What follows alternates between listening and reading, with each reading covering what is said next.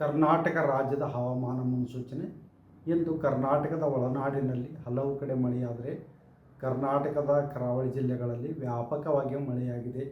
ಪ್ರಮುಖವಾಗಿ ಕಾಸರಗೋಡು ಉತ್ತರ ಕನ್ನಡ ಜಿಲ್ಲೆಯಲ್ಲಿ 21 ಸೆಂಟಿಮೀಟರ್ ಮಳೆಯಾಗಿದೆ.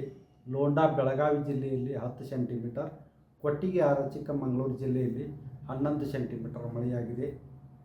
ಈಗಿರುವ ಹವಾಮಾನದ ಸಿನಾಪ್ಟಿಕ್ ಸ್ಥಿತಿ ಏನೆಂದರೆ, ಪೂರ್ವ ಅರಬ್ಬಿ ಸಮುದ್ರದ ಗುಜರಾತ್, ಮಹಾರಾಷ್ಟ್ರ, ಕರ್ನಾಟಕ ಹಾಗೂ ಕೇರಳದ ಕರಾವಳಿ ಉದ್ದಕ್ಕೂ ಟ್ರಫ್ ಇರುವುದರ ಪ್ರಭಾವದಿಂದ ಕರಾವಳಿ ಜಿಲ್ಲೆಗಳಲ್ಲಿ ಜುಲೈ 7ರಿಂದ ಜುಲೈ 11ರವರೆಗೆ ವ್ಯಾಪಕವಾಗಿ ಮಳೆಯಾಗುವ ಹೆಚ್ಚಿನ ಸಾಧ್ಯತೆ ಇದ್ದು, ಕರ್ನಾಟಕದ ಒಳನಾಡಿನಲ್ಲಿ ಜುಲೈ 7ರಿಂದ ಜುಲೈ 11ರವರೆಗೆ ಹಲವು ಕಡೆ ಮಳೆಯಾಗುವ ಹೆಚ್ಚಿನ ಸಾಧ್ಯತೆ ಇದೆ.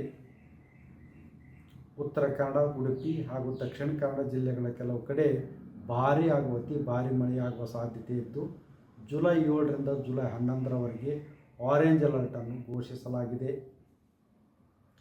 ಬೆಳಗಾವಿ, ಶಿವಮೊಗ್ಗ ಹಾಗೂ ಚಿಕ್ಕಮಗಳೂರು ಜಿಲ್ಲೆಗಳ ಕೆಲವು ಕಡೆ ಭಾರೀ ಮಳೆಯಾಗುವ ಸಾಧ್ಯತೆ ಇದ್ದು, ಜುಲೈ 7 ಹಾಗೂ 8ರಂದು ಯೆಲ್ಲೋ ಅಲರ್ಟನ್ನು ಘೋಷಿಸಲಾಗಿದೆ.